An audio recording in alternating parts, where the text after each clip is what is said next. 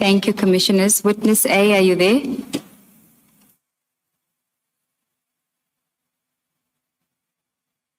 Yes, Commissioners, I'm here.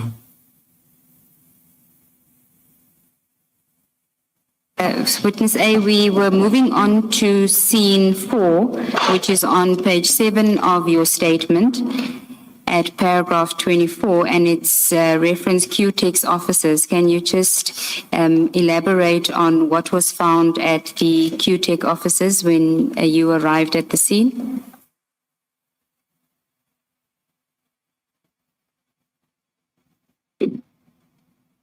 Yes, Commissioners. This scene is, I will refer to it as a murder scene where Mr. Swart was murdered. And then when we arrived at this scene, we didn't find anything because the police who were attending to the scene had finished working. It was just for us to confirm the address of the scene and to see where the scene is so that we can be able to make our references on the investigation that has already started.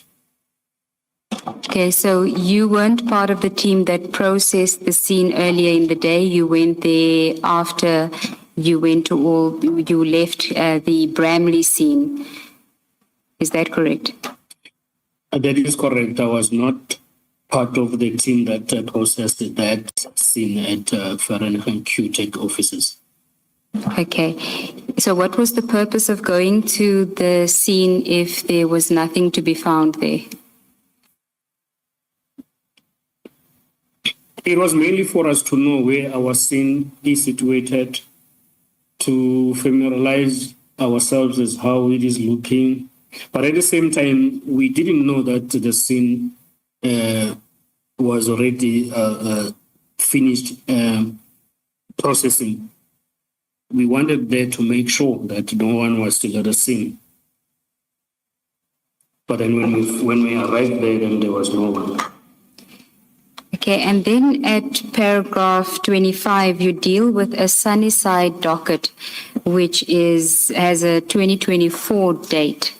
Can you explain what its relevance is to the case? Yes, Commissioners, thank you. The Sunnyside case will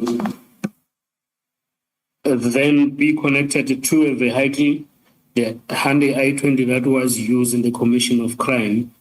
When we did our investigation, we found that this vehicle was actually connected to the case, which is a hijacking of a motor vehicle that was hijacked earlier in the year, in January 2024 to be precise, in Sunnyside. Hence the docket of Sunnyside. It is the docket of hijacking.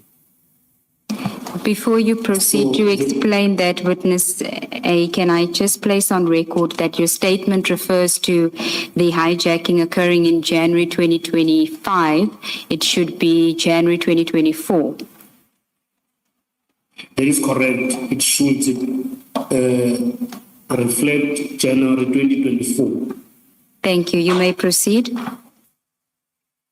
And then the aim of us taking the docket, it was to see if we would be able to maybe connect these arrested persons, which is Musa, Tau, and Floyd, to the crime of hijacking. But unfortunately, we could not, because the victim of hijacking, who is the complainant in this case, said the crime took place during the load shedding, so he could not be able to identify the people that hijacked her. And then, as such, they were not connected to a hijacking, but to a possession of a hijacked motor vehicle. Okay, and then you say that you mentioned something about the license plate that the I-20 was fitted with. Can you just tell us about that? Yes, the license plate that was fitted in the Hyundai motor vehicle belonged to the motor vehicle that is similar to this Hyundai i20, but that belonged to an old lady somewhere in Pretoria. And then the investigation was done, and then the statement was obtained from that witness. Then she confirmed that during the time when this commission was, when this crime was committed, the vehicle was parked at her yard, and she's an elderly lady. She was not anywhere close to the crime scene with her vehicle. So that would mean that this motor vehicle was fitted with the registration number that didn't belong to it. Okay, you refer to it as a duplicate license plate. Or can you just explain what that means and how it would work? I refer to it as a duplicate number plate because when we arrived at this old lady that I've just spoken about, we found that her car was fitted with the same number plate that was fitted on the car, on the vehicle that was driven by the suspect at the murder scene. So it means that there were two number plates fitted in two different vehicles at the same time. And I take it the old lady's vehicle was not a white i20. It actually was a white i20. Okay, so how did you know that it was a duplication? We knew that it was a duplication because when you checked the i20 that was found at the crime scene, it had a different number plate in terms of the registration in the e-notice. So the duplication in this sense, it just means that you printed two number plates with one details. Okay, thank you, Witness A. So, Thank you, Commissioner. If I may. there's a question? Yes, Witness A, you've told us about the Viano, its ownership, and you've just spoken about the I-20 as a hijacked motor vehicle. The Mercedes C-Class, is there any relevant information of who it belonged to?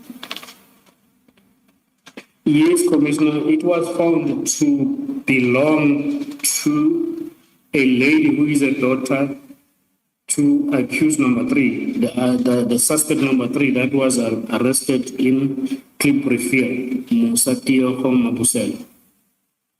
Thank you. Thank you, Commissioner Baloy.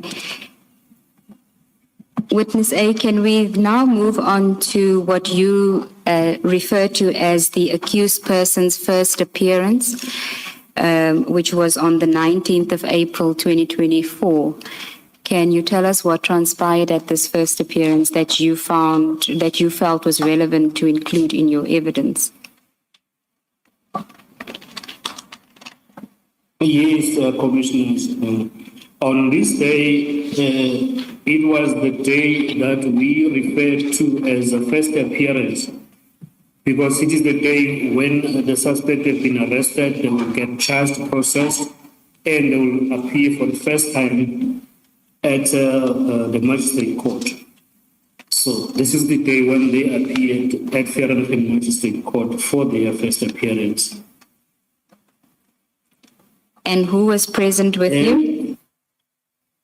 And in this appearance, all 5 members of the team, detectives that were present at the initial, very first crime scene in Brimley, were all present. So that will mean it was myself, witness B, and the 3 other members that we were with in the Brimley. That will be Sergeant Kosi, Sergeant Mabalane, and the member that called us and gave us instruction from the brigadier to attend the crime scene on the 17th. You say in your statement that you were surprised by the show of support for the accused persons. Can you tell us more about that? Yes, commissioners. When we arrived at the Vereniging Magistrate Court, we found that the court was packed. It was packed and full to capacity. And then we learned as we were there that the people that were there to support the suspect, more especially Michael Puletau, as he was a police officer. So there were a lot of people that were there in support of him. When you say people, are you referring to police officers? Yes, we were informed that some of them were police officers, but we couldn't verify that because they were dressed in plain clothes like ourselves. You just get information from people that were briefing us that some of the people that were there were police officers, mostly from Johannesburg Central Police Station, who were then the colleagues of Michael Puletau at the time. And can you describe the mood for us and the behavior of those people that were in attendance in support of the accused persons? The mood was quite tense and their behavior was not a normal behavior in a sense that they exhibited a behavior that will cause fear to us, like threat and all that, commissioners. Can you be more specific what you mean by threats? It is that the very same group, one of the very same group of people during the court adjournment, which is the recess, was seen trying to take pictures of us, and then we reported that to the members, our colleagues that were with, and then they attended to that situation. Did you consider it to be unusual that they would try to take photos of you? Yes, it is not usual. It is something that is not acceptable. Okay, what else transpired? You say that you left court. Sorry, commissioners. Please proceed, Witness A. I think I interrupted you. You were still explaining the conduct of the supporters. Yes, then what transpired from there when we now left the court, because we came driving in 3 different state vehicles, unmarked state vehicles.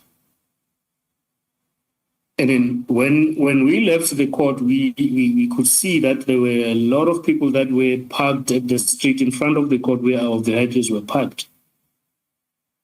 And then we went into our cars differently. I was driving alone, and then witness B was driving with the member that is giving us a call from the brigadier.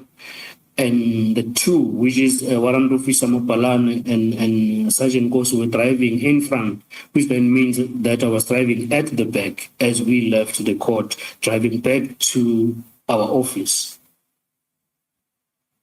And as we were driving, just before we could leave Vereeniging town, I could see that there were people that were joining us, and then I could identify that some of the traffic that we were driving with were the cars that were parked in front of the court, and then I understood it understood that as the cars that would belong to the people that came to support the suspects. And as we drove along, I noticed that these guys were trying to drive us off the road. And then I called the members that were driving in front of me, which is now my colleagues, the investigating officers. Then I alerted them of what was happening. And then at that time, they told me that they were not aware.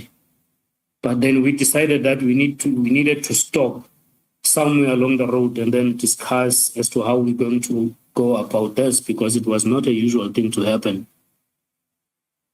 So we stopped like on the side of the road. Then we decided that we're not going to take the R59, which was a normal way that we would use when you're coming from Vereeniging coming to Johannesburg side. Then we decided to use an old Vereeniging road. And then we agreed to do that. And then that is what we did. But as we were driving on this old Vereeniging road, these vehicles kept driving with us. They will pass us, they will stop, then they will be at the back and all that. But we kept driving. At this particular time, they were now not driving us off the road, they were just driving with us as we moved. Now, you say in your statement in paragraph 29 that you find that it's unusual or extremely unusual for civilian vehicles to follow police officers. Can you just elaborate on that and whether you thought that they were civilians at the time? Yes, maybe before that, I will just have to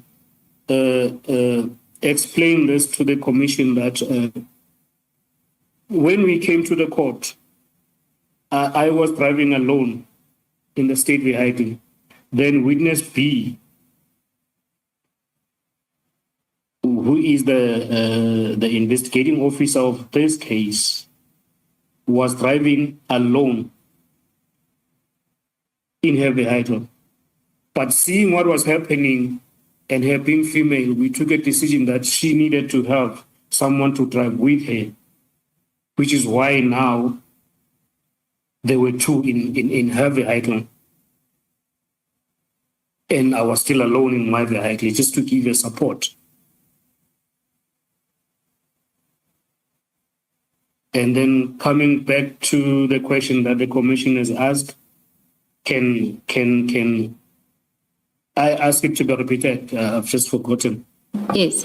So in paragraph 29 of your statement, you mention or you state that it is extremely unusual for civilian vehicles to follow police officers. I just want you to elaborate on that and then whether or not at the time you thought that they were civilians that were following you. Yes, it is not a usual thing to see civilian following or intimidating, if I may put it that way, the police officers that are on duty. And then at that given moment, we thought that these people were civilian, even though if maybe they were police officers, but at that particular time, they were not on duty because I don't think that they worked that side. They would have been doing that not in the capacity of them being police officers. So we regarded to them as just civilian people doing what was abnormal to do to a police officer who is doing his job. Okay, which is why we took a decision to report it to our commanders as we got to the office. And who did you report it to? We reported it to our Brigadier Hopan, who is the head of organized crime Gauteng. Sorry, Ms. Siegels. Witness A, perhaps let me take you back a bit just to make sure that I didn't mishear you. In paragraph 28, right at the end, the last sentence, where you speak about devising a plan to get rid of these vehicles that were following you, I understood you to say, and I'm just checking that, did I hear you properly, to say you decided to use the old Vereeniging road and these vehicles were still following you, but they were driving with you, but did not try to drive you off the road. Did I hear you properly? That is correct, Commissioner. So where the statement says they still followed us and tried to drive us off the road, that is not correct. No, Commissioner, I think that one will be at when we left the court. I see. Not on the new road, the alternative road that you took. No, Commissioner. Thank you. Thank you for the clarification, Commissioner Baloyi. Witness A, you were dealing with the report to Brigadier Khopane about this incident, and in your report, in your statement, you say that it was not seriously pursued. What do you mean by that? In my statement, I mean that it was not seriously pursued in a way that we were just told to be careful, which I mean it was a status to say, be careful where you are driving. But we were giving more members to transport now the suspects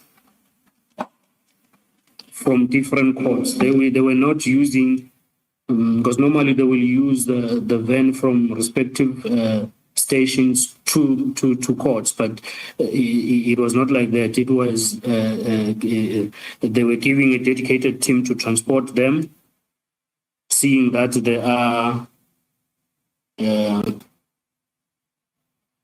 what is the word, high-profile suspects. And then initially we were told just to take care of our movements as we did our investigation or as we moved to court. Now, in your statement, you also say that the fact that it wasn't taken seriously or pursued seriously is not a criticism of Brigadier Khopane. And then you say that it's merely to indicate that it was one of those incidents that disturbed us, but not enough for us to escalate the matter beyond a verbal report to our commander.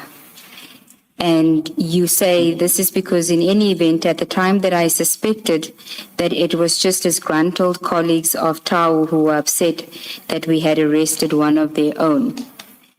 So I just want to find out from you, at that stage, was it just the Johannesburg Central police officers that were in attendance that day that had given you that sense that you the unnerving sense, or was it spread throughout the SAPS at that stage? Yes, commissioners. At this stage, we understood it to be only concentrated to his colleagues at the stations, as we believed it. And then we treated it as such until much later that we saw that it is wider than that. So we were only concerned about it at that level. Okay, and You can complete if you're still dealing with this paragraph. I wanted you to just then, I think Commissioner Baloyi and I had the same idea, for you to complete paragraph 30, and perhaps you can do it read it yourself, where it says, in my mind. Do you have it? Yes.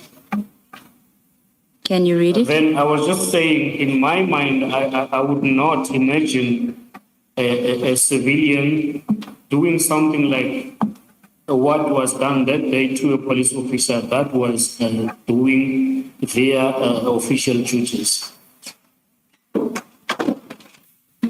Witness A, only? Yes, Commissioner. Yes, you can complete your answer. And then this was the beginning, as we understood it then, of the ongoing attempts that were done to the investigating team. All right. Let me ask my question then. On this first appearance, were charges put to Mr. Dow? Sorry, I forget his title. Warrant officer. Warrant Officer Dow, was it put to him what it is that he was being charged with? Yes, all three of them, Commissioner. So if you're correct that the people that were attempting to drive you off the road and following you, at that point they would have heard what the charge was that Warrant Officer Tau was accused of. That would be the case because they were present at the court. Yes, and so they would still have unnerved you and tried to drive you off the road, members of the SAPS knowing and having heard what he is accused of. That is correct, Commissioner. Thank you. Thank you, Ms. Siggles. Thank you, Commissioner Baloyi. Then, Witness A, if we can go to page 9 of your statement, you start a new topic there, and it is titled Initial Links to Katiso Molefe in the Swart murder. Now, can you just elaborate on what was the basis for these links? How did it start out? These links started out as the investigations continued in this matter. Initially, we had these 3 people that were arrested for the murder of Armand Swart. And then when we did our initial investigation in what will be termed as cell phone communication investigation, we could see that there was actually a person behind the murder who was high up and who was actually ordering the hit of Armand Swart. And then that person was initially identified as Katiso Molefe, who was then later arrested in this case. Okay, can I just ask you, insofar as the cell phone records are concerned, what data did you have available to you to make these links, and from which cell phones are we talking about? We had call data record and then tower locations of all 3 cell phones, actually all 5 cell phones that were recovered during the arrest. That will be the ones that were recovered in Bramley and the one that was recovered in Clipperfield. But the phone that came with a lot of information in as so far as linking Katiso Molefe was the phone of Michael Puletau, because it was seen on the records of his phone that it was him that was communicating a lot with Katiso Molefe. Now, can I just ask you, insofar as the data is concerned, you mentioned in paragraph 33 of your statement that there was data analysis. You also refer to section 205 subpoenas. Can you just explain the difference between the two? Because there's a reference to downloaded information and section 205 obtained information. Yes, commissioners. In our cell phone investigation, if I can just give a brief of what we do, we would, if we are lucky to have the number of the person that we are investigating, we will ask for the call record of the period that will suit the investigation to see who he was communicating with, maybe, and the tower locations, which will be the movement of the phone in relation to the suspect as well. And then the other part will be downloading the data from the actual phone, which will then mean that you take the phone to the expert to download the data for you, and then they give you the raw data from which you will have to analyze and take it from there in as far as doing your linkages. Okay, and before we go to some of those linkages, you do say that you don't want to go into too much detail. This is at paragraph 33 of your statement, so as not to compromise the integrity of the ongoing investigation. I assume this is on the same basis as earlier on, that the matter is still in court. Am I correct? That is correct, Commissioners. And if we can also give context to the information that we're about to look at, this is just insofar as the information that was available to the team in early May 2024. So you're not speaking about information at this point, but as what you had at that time in May 2024. That's correct, Commissioners. Okay, can we then start with what is set out in paragraph 33.1 of your statement, where you deal with the links that you could see on the 12th of April, from information on the 12th of April 2024, which would have been 5 days before the murder. And we are, in this regard, Commissioners, referring to the information at WA1 of the statement, which starts at page 42. And we will also project the redacted version, but yours is not redacted. And witness A, if I could, we're going to screen share, if I could ask you to only deal with the version that is on the screen, because that's the redacted version. And the first is that you say on the 12th of April 2024, 5 days before the murder, 1, Tau receives a call from Mr. Katiso Molefe at 11:36. There's a duration of 119 seconds. And 2, he makes a call, this is Tau, makes a call to Molefe at 11:43 of a duration of 14 seconds and arrives at Molefe, this is Tau, arrives at Molefe's home shortly thereafter at 12:36. Now, before you go to what's on the screen, can I just ask you, how did you know that that is Molefe's number if you didn't have his cell phone at the time?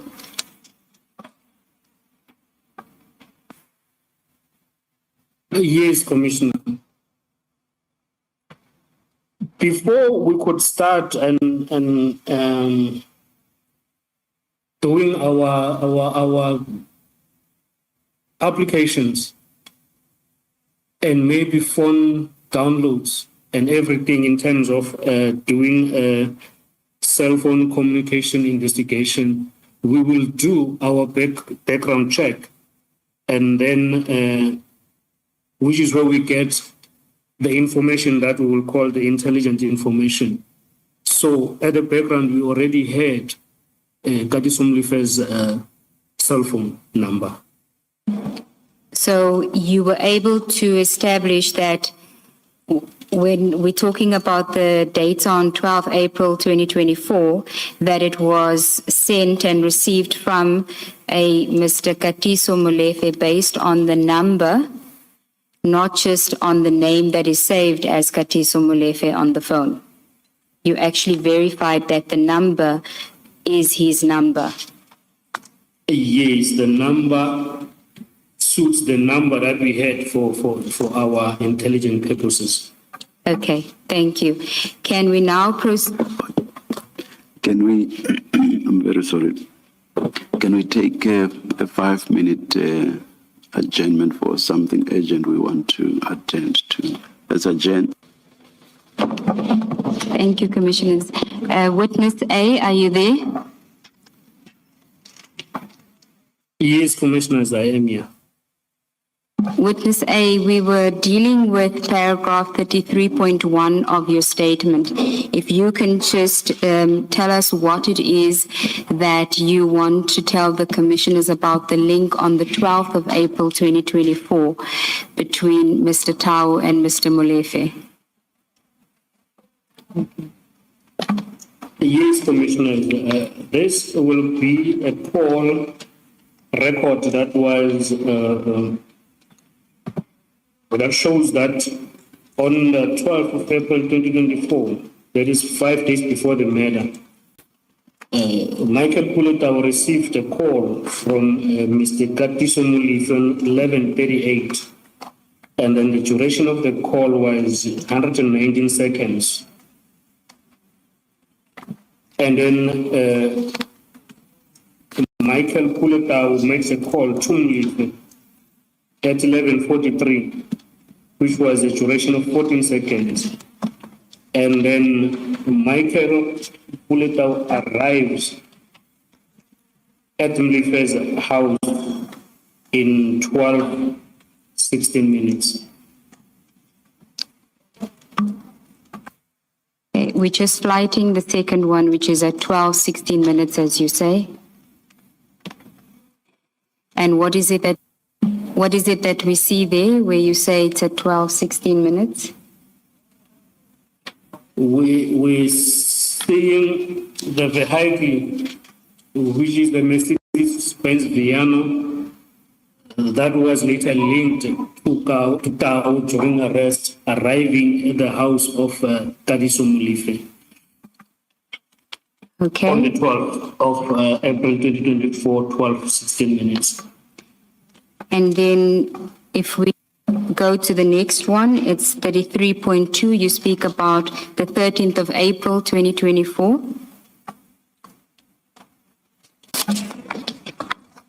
Yes, on this one, the 13th of April 2024, Tau then received a message from Molefe with the name and cell phone number of the person who was identified as an employee for the company called QTech in Vereeniging.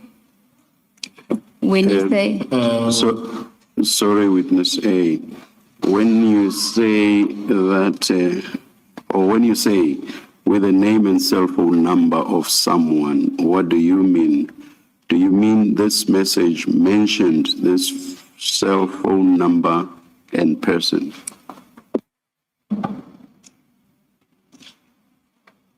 I mean, this message was giving the name and the cell phone number of this person who is identified as an employee at QTech. and But this, now the details of such are not going to be disclosed to the commission. commissioners will see that on page 44 of your bundle, which will have the details under text, would have the actual text, but it's redacted for the public. It's redacted for the public, but on page 44 where it says text, 12:59 in the WhatsApp chats, it will have a column that says text, and that will be the text that was actually in the WhatsApp. And what the witness is saying is that the name and cell phone number that's reflected in the block next to text was the text that was actually received from Mr. Molefe to Mr. Tau. Can you have the witness confirm that? Yes. That is what the witness had correct. said. I'm just confirming that you can actually see it on your screen, whereas the public cannot.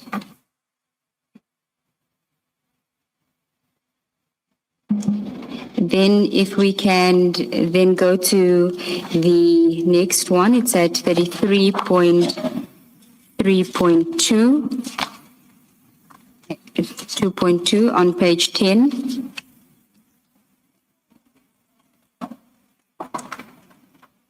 Yes, Commissioner.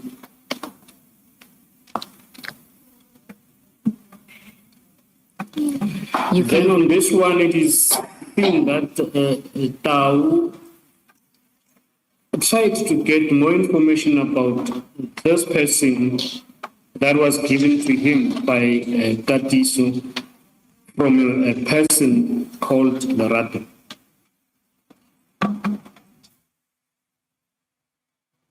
do you know who Lerato is?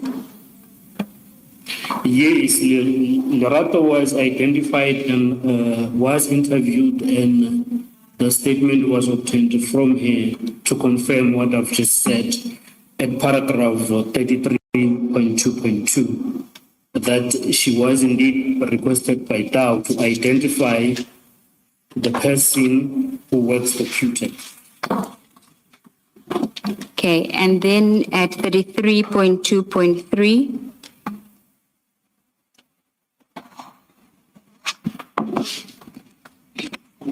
in that one,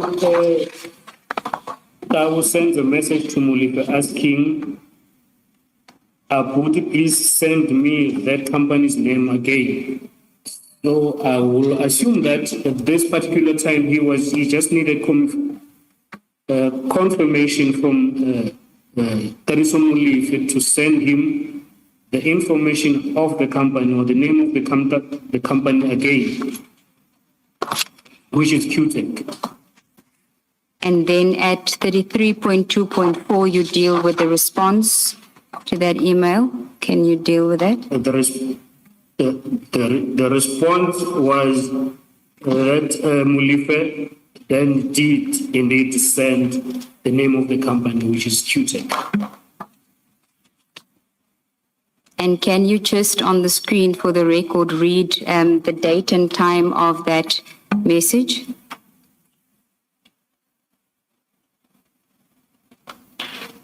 It is 13 April 2024, 14:39. Thank you. And then at 33.2.5,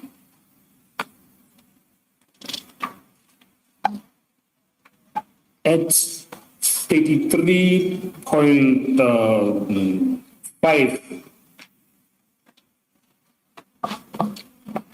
Dow makes a call to Molefe and also received a call from Molefe at 16:34. We're on Dow 30 the highly spotted. sorry, witness A, we're at 33.2.5, not 33.5. We're still on the 13th of I'm too April. far. Yes. 33.2.5, yes. My apology, commissioners. 33.2.5. Dow is seen forwarding these photos from the internet of two QTech employees to Molefe with the message, "These must be them."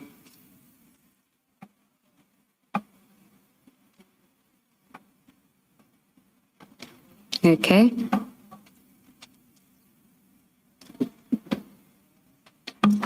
And then if we go to the 14th of April at 33.3, All right, maybe before we do that, if you go back to 33.2.1,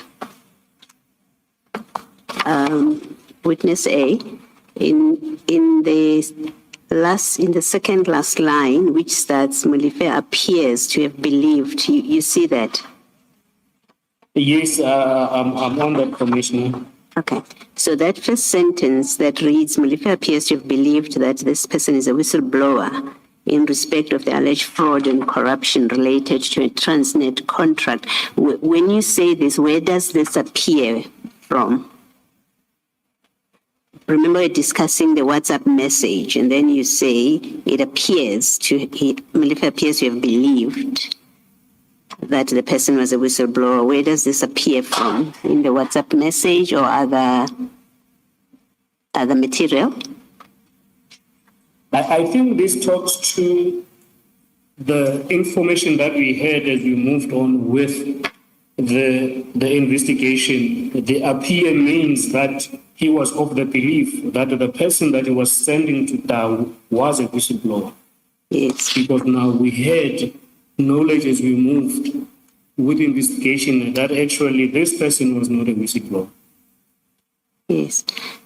And then the second part of that paragraph, you say the contractor alleged to be committing the fraud is a company, and you give the name of the company there, you say SK Group.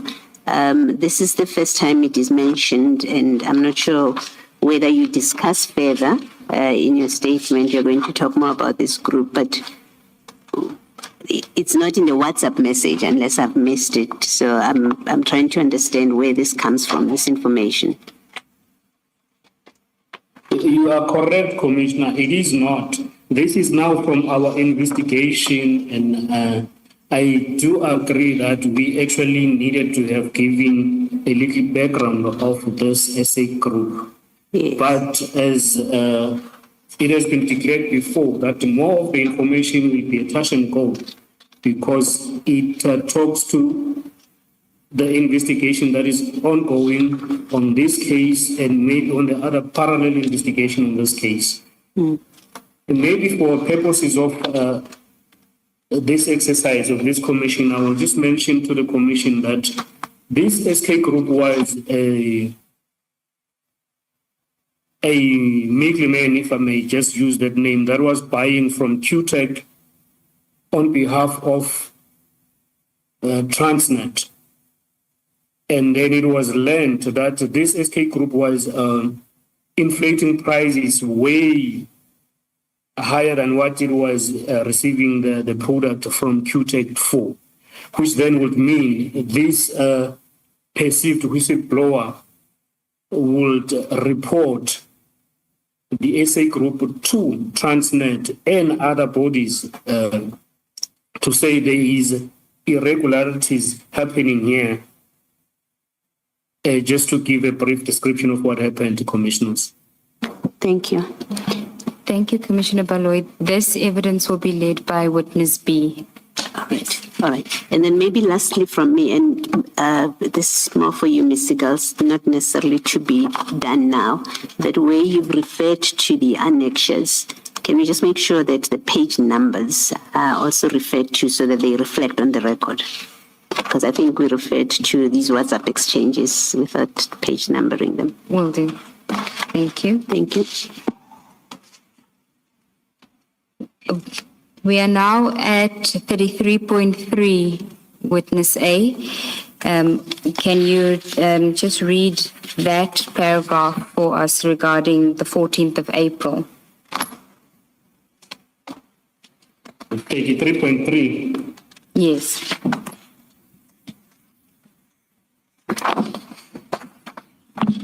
On 33.3, on the 14th of April at 3:27, I was sent a message to Molefe, which reads, "We are here." And then at the same time, Taw's phone GPRS connects to a tower 2 kilometers from QTech's offices in Vereeniging. And that is At 15:29. And that is on page 48 and 49 of the annexure bundle.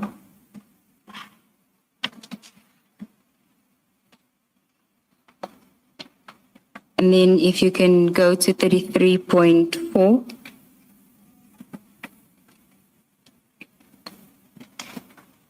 At 33.4, Tao received a forwarded ownership check, which is a forwarded message on his phone from Molefe, which is an ownership check of the vehicle registration numbers. And for that, it's page 50, 51, page 50 and 51 of the annexure bundle. So if I can understand what you're saying is that Mr. Tau is receiving from Mr. Molefe forwarded ownership checks for 3 registration numbers. Were you able to confirm what those vehicle registration numbers relate to? Are they in any way related to anyone at QTech? No, they were not connected to anyone at QTech. Okay. Continue at 33.5. 33.5, that is now on the 16th of April, which will be the day before the matter. And then, and I just jumped to 33.51.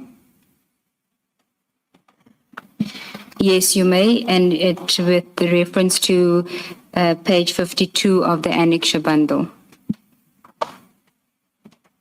Yes, Tau makes a call to Molefe, and he also received a call from Molefe at 1634, while towers were highly spotted on CCTV footage at QTEC offices at 1639. If I can just understand what you're saying is that at the time that Mr. Tau makes a call to Mr. Molefe at 1631 and receives a call from Mr. Molefe at 1634, his vehicle is, his cell phone is spotted to be 2 kilometers within the towers that's close to QTEC, within 2 kilometers of a tower that's close to QTEC. Yes, but for the purposes of this paragraph, it is actually his physical motor vehicle on the CCTV footage that was retrieved from QTEC.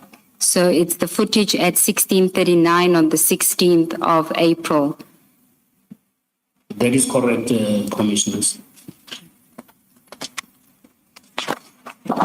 Continue. And we're now on page 11 at 33.5.2.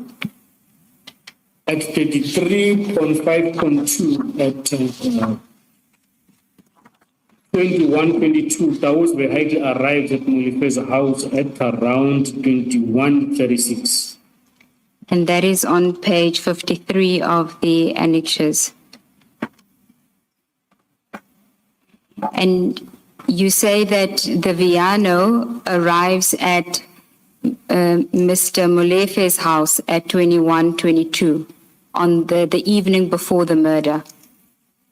Yes. Okay. And then it left there at 21:36. Okay. And then if we can go to 33.6 and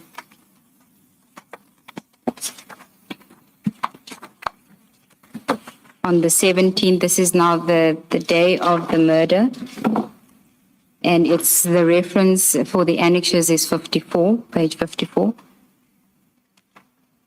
Yes. On the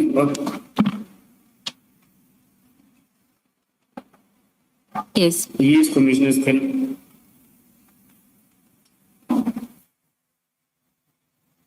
I carry on? Yes, you may.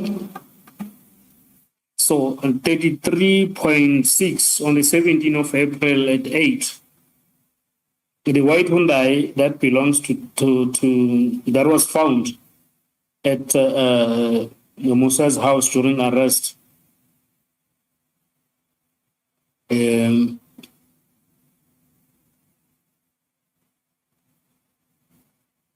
You may read it, witness A.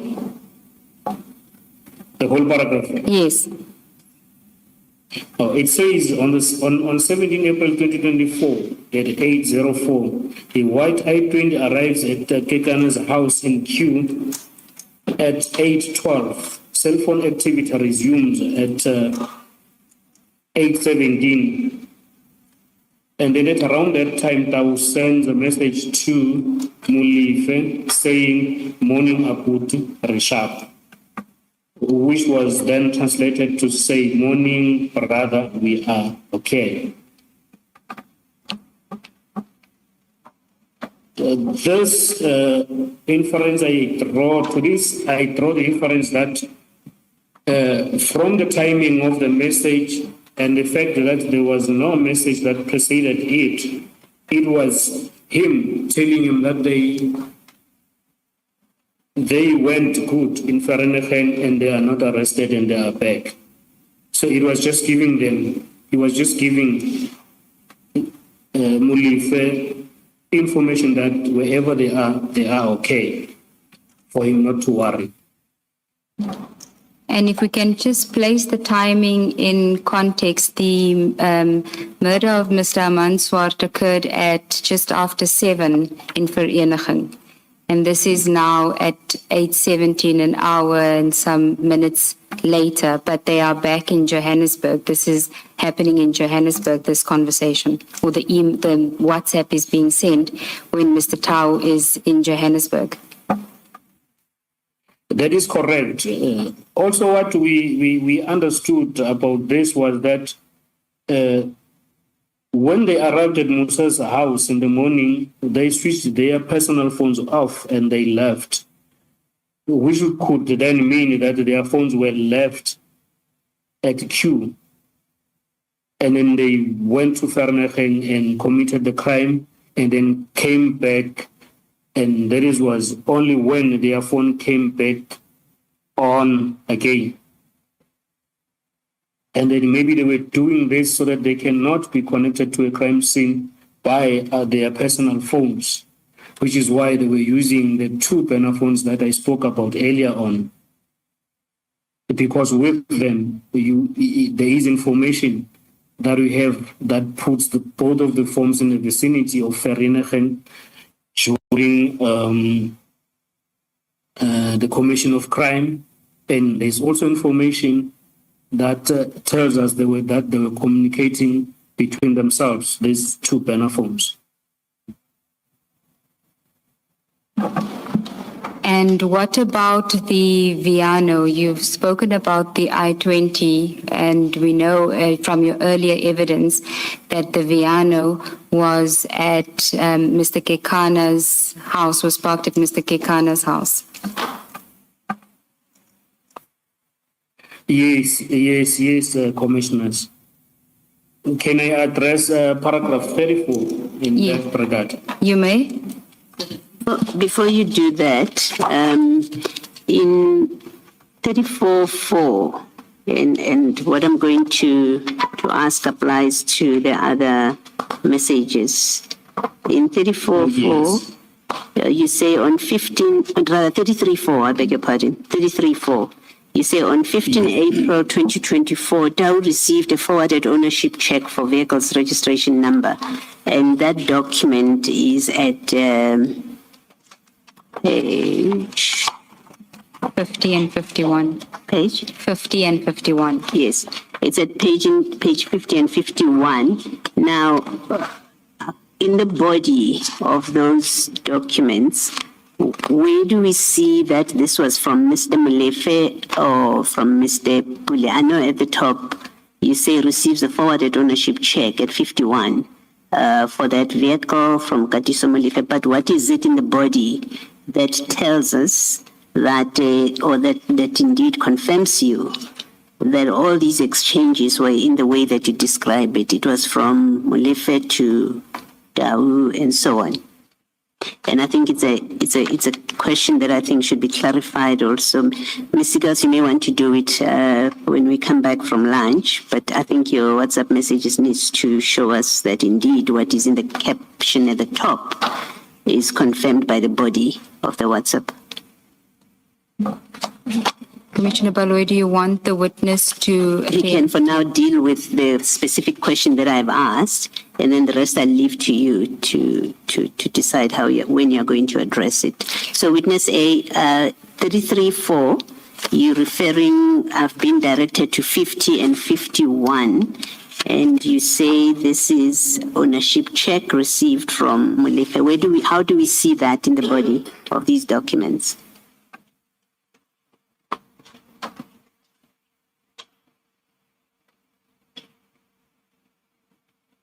Where do we see that this is from Mr. Molefe being sent to Mr. Dawi, and it may well be a reference to their telephone numbers. I don't know how you identify them. Witness A, you are muted, so I'm not sure if you're speaking and we can't hear you. Yes, Commissioner. I was just trying to look at my pages here so that they do not make noise to the microphone.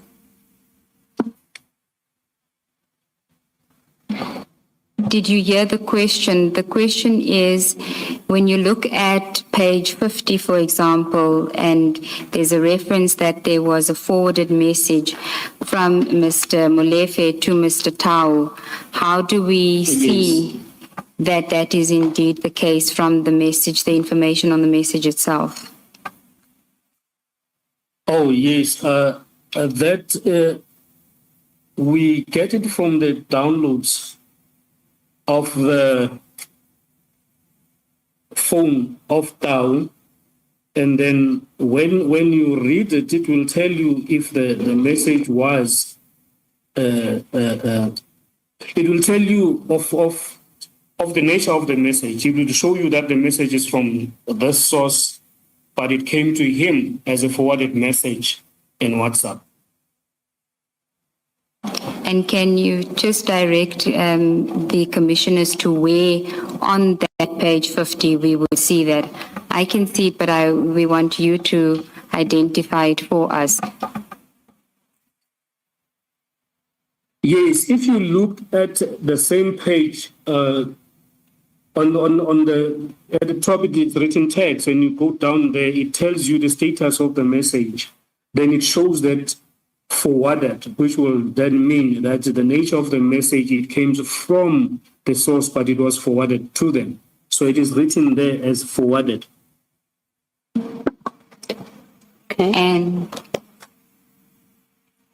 Should I go ahead? yes, All right. There's witness A, looking at that same shot, there's a number, Yes. WhatsApp ID number. There's the first WhatsApp ID number. It's an 083 number. And then there's a second one, WhatsApp ID number. It's an 072 number. Are those numbers helpful to explain this forwarding or sending, who sends who? Yes, the 083 will be the number of Mr. Molefe, and the 072 will be the number of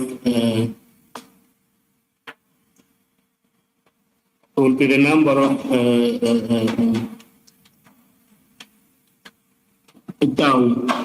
All right. Yes, and I'm saying this, Commissioner, as I am also reading, which is why sometimes I just cut. so say that again, witness A? I'm saying that I was just making an excuse that I am saying this as I am reading on what is being displayed on the screen. That is why sometimes I cut when I talk. All right. All right, no, thank you. Then the same numbers appear in page 51, that 083 number and 072 number in both shots in page 51, and you say that is Mr. Molefe and Mr. Tawi's numbers respectively. Thank you. Thank you, Mr. Dawes. Thank you, Commissioners. thank you, Commissioner. So we had dealt with 33.6, and then you say, can you just tell us about paragraph 34, where you deal with additional surveillance information and cell phone records, which is not before the commission, but just so to complete the picture at paragraph 34.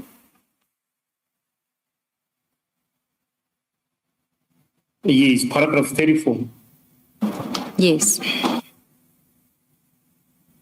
And then in addition, the surveillance information before and on the day of the murder revealed that Taus Viano was at and near the office park where Swart was murdered, and it appears that whoever was driving the vehicle was scouting the place. And then the cell phone, the cell phone records and the vehicle tracking information and the CCTV camera footage agree to this and are attached as for witness B to talk more about. Yes, I just wanted to clarify paragraph 34, and you must just confirm this for the commissioners, is that the sentence should in fact read that the surveillance information before and after the day of the murder revealed that the Viano was at or near the office park, not on the day of the murder. Yes, that is correct. That will confirm that this vehicle was used to survey either the crime scene or maybe to survey the victim, who is Mr. Swart, as well.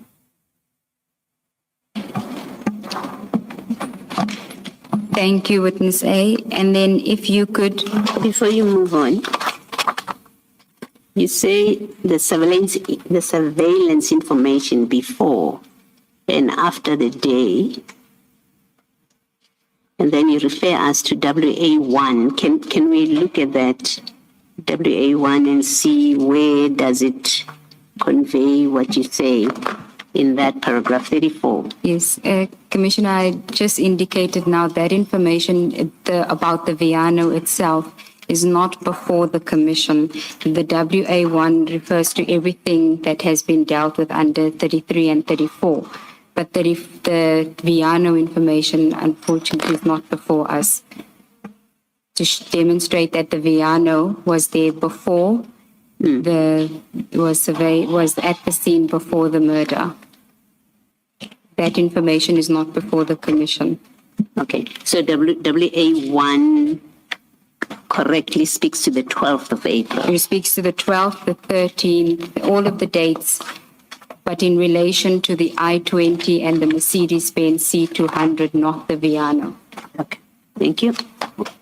Maybe this is for the witness and not you then, Ms. Siggles. What do we make of the shots on page 52 of our bundle? Yes. With specific reference to the date of 16 April 2024. Let me just see.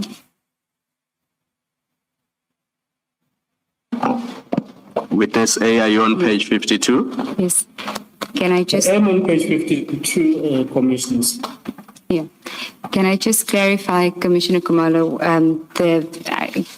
the correct statement should be that the cell phone records and the vehicle tracking information relates to the the tracking information relates to the I-20 and the Mercedes-Benz C200. CCTV footage would include the I-20, the Viano, and the C200.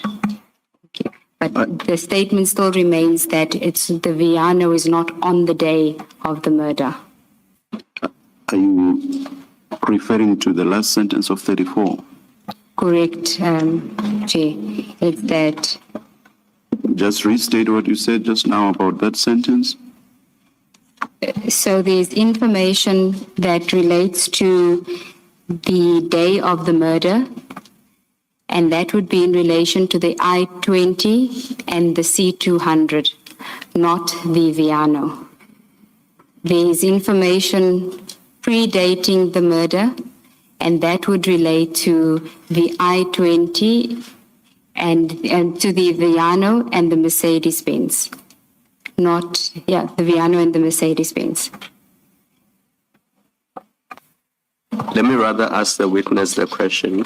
Witness A, is there CCTV footage of the Viano in Vereeniging on the 17th of April 2024, which is the date of the murder? No. Is there CCTV footage of the Hyundai I-20 at Vereeniging on the date of the murder, that being 17 April 2024? Yes, Commissioners. All right. In the first sentence of 34, we must delete the words "and on." Let me just, in addition, the surveillance information before the day of the murder. So we delete the "and on." Correct. Thank you. Yes, Commissioners. Thank you for the correction. And then, Witness A, if we can then deal with that footage insofar as the Viano is concerned before the murder. If you go to page 52 of the bundle. Yes, Commissioners. This will now be on the 16th of April, 1639, which is the day before Mr. Armand Swart was killed. This Viano that belongs to Tau is picked up driving in front of the QTech company by the CCTV cameras at that time that I've just given, which is 1639. Now, what was the Viano doing in the area on the 16th, the day before the murder? My understanding, it will be that they were finalizing their surveillance as the murder was going to be committed the following morning. And in your experience as an investigator, what is the reason, why would the Viano not be there on the day of the murder? Why would it not be used to transport the hitmen to the murder scene on the day?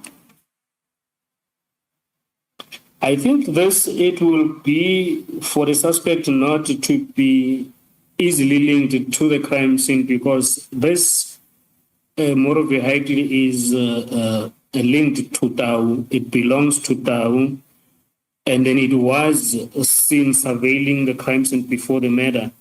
So using it again on the crime of scene, it was going to make it easy for whoever was going to do investigation to connect this motor vehicle with the crime, and which was also going to make it easy for the investigators to connect the crime to the person who owns the motor vehicle, who is Tau.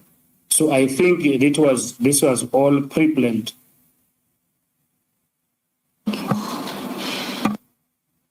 In that page 52, witness A, and going back to the paragraph in your statement, you is at 33.5.1, you say at 16:31, Tau makes a call to Molefe and receives a call from Molefe at 16:34, while Tau's vehicle is spotted on CCTV footage at QTech offices at 16:39.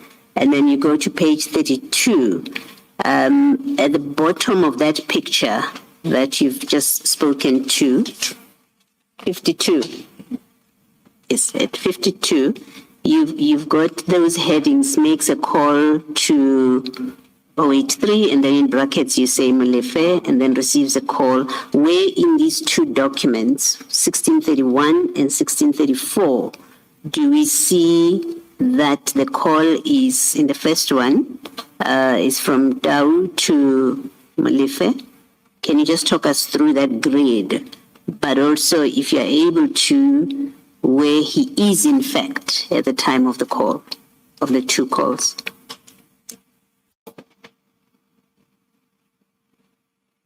Oh, yes, commissioners. We see this first by his vehicle. It is physically put there by the cameras. And then when we look at the column down there, we can see, I don't know how I'm going to... I think witness A, if you can use your hard copy, because what you're seeing on the screen is the redacted version, which won't have the information that Commissioner Balo is asking you to confirm. So if you can use your hard copy for this exercise on page 52. That is correct. I'm carrying it in my hand as I speak. But I wanted to say, it is seen that when these calls were made, this number, which is 072, which belongs to Tau, is put by a tower location at Duncanville, which is in Vereeniging, where the crime scene is. It will be at the bottom, at the last, at the very last column of the page on the right, where it is written LTE Duncanville.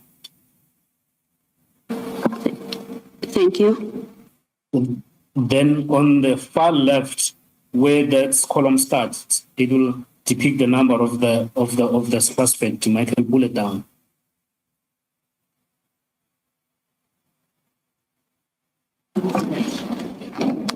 Thank you, Witness A. Thank you, Commissioners.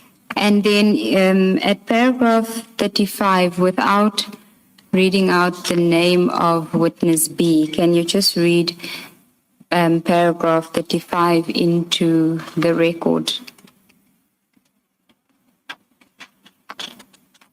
Yes, it reads that Witness B will testify in detail to the links that were discovered after Molefe's arrest, which is now on the 6th of December 2024.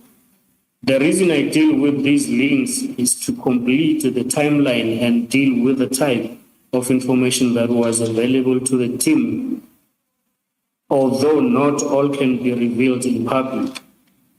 I will deal later with the links related to the murder of Opa, John Sifuka, and two other persons that he was with, which will then be known as Walter Mkwena and Sandile Mills. Thank you, Witness A. If we can then go to page 12 of your statement, and here you now deal with uncomfortable incidents and the first signs of possible interference. And we are now at paragraph 36. If you can just tell the Commission about that incident. Yes, in this paragraph, I'm going to deal with the first signs of discomfort that we're now confirming what we saw when we went for the first appearance in Vereeniging. Then we could see that it was spread it was not only based in the police station where I was working, but it was spread right across the province, if I may say that, up until the senior officers of SAPS. I'm saying this because in mid-May, I was told by Witness B that she had received a call from our commander, Colonel Mkwena, in our office, who had Major General Shibiri, who is the head of organized crime nationally, actually wanted to see us to brief him about the case of Mr. Swart. Sorry, Witness A, before you go ahead, can you just tell us who is Colonel Mokwena and what is his or her position? You say direct commander, but what is the position? He is colonel, he is a colonel, and then he is our immediate commander in terms of the structure at work. It will be Brigadier Hopane, it will be him, and then so it goes down. So we reported to him directly. And who does he report to? He reports to Brigadier Hopane. Okay. Who then reports to the general. Continue. Yes.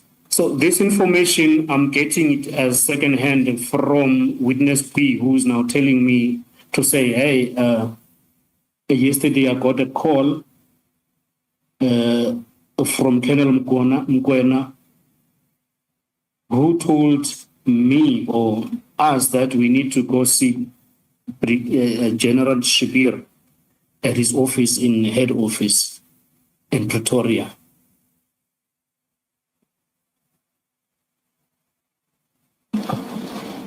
And then further than that, Witness B says, actually, it seems like when Colonel Mkwena was calling her, he was together with General Shibir at one place.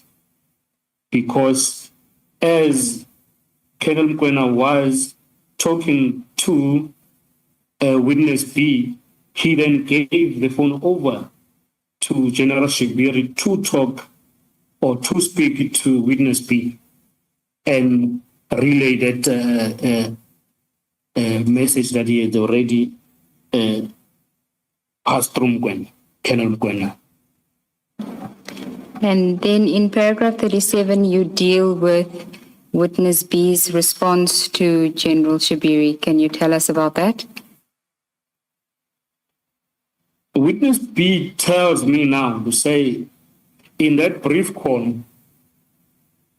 General Shibiri asked her a certain information in relation of the Mr. Swart murder case, and then witness B tells me that she told General Shibiri that the case that we're dealing with is of a sensitive nature, so she did not feel comfortable to discuss it over the phone, which is why now the decision to come like physically to his office was emphasized. When you say decision, was she saying to General Shibiri that she will come to him, or was he inviting the team to come and meet him at his offices? He was inviting, he had already done it through Colonel Mkwena. But now I think he also wanted to get some information before we could come, which then witness B said no, but General, I don't feel comfortable talking about this case over the phone, given the sensitivity it has. And then we had to go see him the following day. Okay, and in paragraph 38, you then deal with the meeting. Can you take us through it? Can I just for completeness, sorry, witness A, just for completeness, your statement says that she told him, General Shibiri, that she had concerns about providing such a report to him. And it ends there. So on a reading of the statement, it suggests she refused to give him. But from what you're saying, it in fact should have said such a report to him over the phone. That's a complete statement from what you're saying. That is correct, Commissioner. Maybe it is the way that I gave the statement. She didn't actually refuse, but she suggested that it can be given to him verbally, not over the phone. Thank you. Thanks, Mr. Thank you, Commissioner Baloyi. At paragraph 38, you deal with the meeting? Yes, at paragraph 38, it was the day that we were supposed to go and meet with the general at his office. But given the lot of work that we had on this docket, we could not just drive in the morning and go see the general. We had to do the task that was at hand, the investigation on this case. Then much later on the day, then we drove to Pretoria in the company of the member that had gave us the instruction to go attend to the crime scene from Brigadier Khopane on the 17th. So it was 3 of us going to see General Shibiri in his office at Pretoria. Okay, continue. Yes, and then when we arrived at the office of the general, we were welcomed in, and then the meeting started. It actually was not even a formal meeting. He just asked a very few questions about the case, and then during that conversation, he told us that this case that we were working on was actually a very sensitive case because the people that are arrested are connected to people that are very dangerous. And then he told us that these people who are the now suspect are connected to a person who had already passed away by then, who was called Mswazi. And then they are very dangerous. And then there is a lot of resistance and interference that we're going to get from the police while we're doing our investigation. And then he also wants us to take care or to look after ourselves. And during the conversation, he also gave us the person that works with the group, but he belongs to a DPCI, which is a Hawk's office, Tom's office, by the name of Zoom. We didn't know that person before we came to this office, but we were told about him to say he works with this group. We might encounter interference from him and other people that maybe we're not told about there. Witness A, can I just take you back to your statement? You've skipped some information. At paragraph Yes. 39, after the general tells you, you say after he told you about the very dangerous person called Mswazi. Can you just continue from there? Oh, yes. Then he told us that as the suspect we are applying for bail, he told us that he asked us what was the status and everything, and then we told him obviously that we were opposing bail. And then he said there were envelopes that were on offer. He termed it as there were 3 envelopes flying around that were on offer for the suspects to get bail. He said 1 envelope will be for the investigating officers. The other one will be for the magistrate. The last one will be for the prosecutor. And then by envelopes, we understood him to mean money, even though he didn't say money. But he said there is 3 envelopes flying around to make sure that these people get paid. Now, witness A, when you say General Shibiri, when General Mkhwanazi testified, he spoke to a senior person who informed the investigators that there were 3 envelopes. Was he referring to, do you know if he was referring to General Shibiri? Yes, my understanding is that he was referring to General Shibiri because in this investigation, when you take the mentioning of 3 envelopes, it only appeared in the meeting that we had with General Shibiri. And by the way, we reported it to our commanders as well. Thank you.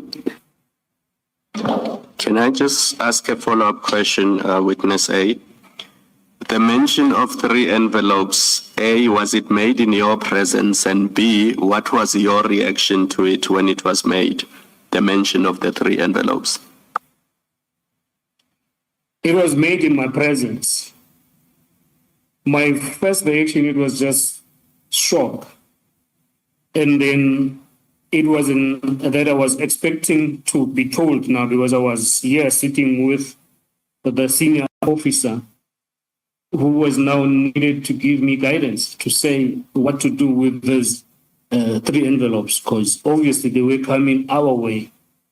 I expected the general to say, if this envelope come, do this about them.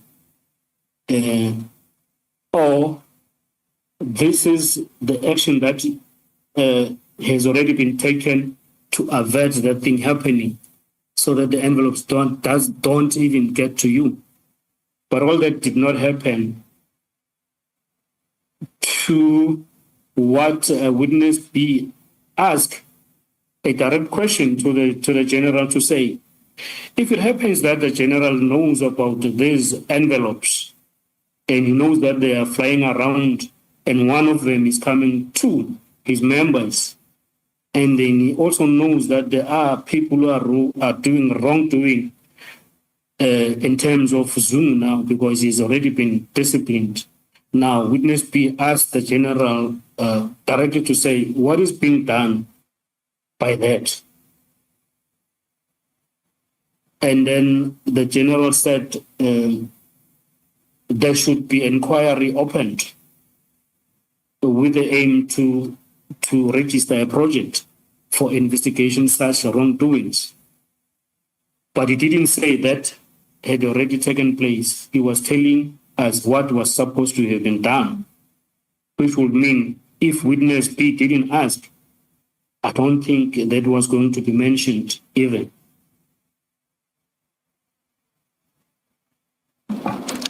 Thank you, Witness A. May I, sir? Do you in paragraph 40, and you've already mentioned in your evidence the reference to Zungu, do you know if General Shibiri has done anything or taken steps relating to this Zungu police officer? No, Commissioners, we did actually not do a follow-up on that. We don't know if anything was done to Zungu. Neither did we ever identify who this Zungu person is. Thank you. Thanks, Mr. Thank you, Commissioner Baloyi. Witness A, just to go back to the reference to 3 envelopes by General Shibiri, was it your understanding that he was saying that he knew that there were 3 envelopes available if you were willing to accept it? Or was he saying that he had the envelopes for you? No, what I understood is that he was saying he knew that there is envelopes that were ready, which one of them was meant for the investigating officers. But I don't know if he had them with him, and I didn't understand it to say he was having them or he was having one envelope with him. I didn't understand it that way. Okay. In paragraph 40, you dealt with Zungu, but your statement starts with another person. Can you read that and then just explain whether General Shibiri expanded on that issue? He did not expand it. He just told us that he knows a lawyer that was standing for Mr. Tau. Then he mentioned by name that is a Mr. Victor Marshall, who has since been struck off the roll. No. And then he didn't give any references to why he's mentioning him or what was the reason he mentions him. But he just told us that he knows the lawyer that was standing for Tau, which was true because we had already been in court a few times with Tau, and then we knew whose lawyer was. Okay, and then in paragraph 41, you've already dealt with what witness B's attitude was towards General Shibiri mentioning wrongdoings by officers where there seem to have been no consequences. But you deal with another issue that she had raised. Can you deal with that in paragraph 40, the second part of that paragraph? That will be now the issue of Zoom or paragraph 41, Commissioner, if I may ask. Paragraph 41, where witness B had made a request to General Shibiri after she had asked about what steps had been taken against officers that have been accused of wrongdoing. Oh, yes. It means when we spoke, then after having asked, witness B having asked General Shibiri what he will do about what he has just told us, we went on with talking with General Shibiri, and then he advised us that we get protection in terms of assistance, actually, in terms of seeing if the cars that we're using were not followed or fitted with unauthorized trackers, and also to have them checked for that I've just said. And then witness B asked General Shibiri if it would be possible to request that the ballistic section speed up the ballistics analysis of the firearms, to which General Shibiri agreed. And then he took the phone and then he made a call to a person that he referred to as Brigadier Mlauz at Ballistics Pretoria and requested that the ballistics be fast-tracked. Can I just follow up on that? Was there an issue with the ballistics at that stage? Why would there be a request for it to be expedited? At this time, there was no delay, but we just knew that usually your ballistics will be what delays the investigation in our experience. You will do all your investigation, then you complete it, then it will be the ballistics that is holding back the investigation. So we just was requesting for an assistance from that front. And you have dealt with it, but if I could just ask you to then read paragraph 43 and 44 into the record. Before you do that, let me take you back to paragraph 40. Did your investigations ever reveal that Zungu was working with the suspects? No, it did not reveal it because we actually did not conduct that investigation, because it would need a complete parallel investigation. And at that given time, we had a lot on our hands. We actually were focused with dealing with the case of murder and linking the other suspect who had, that we had already identified as the hit organizer, which is Katiso Molefe. So we didn't really undertake to do that investigation, Commissioners. And did General Shibiri ever mention this subject to you again?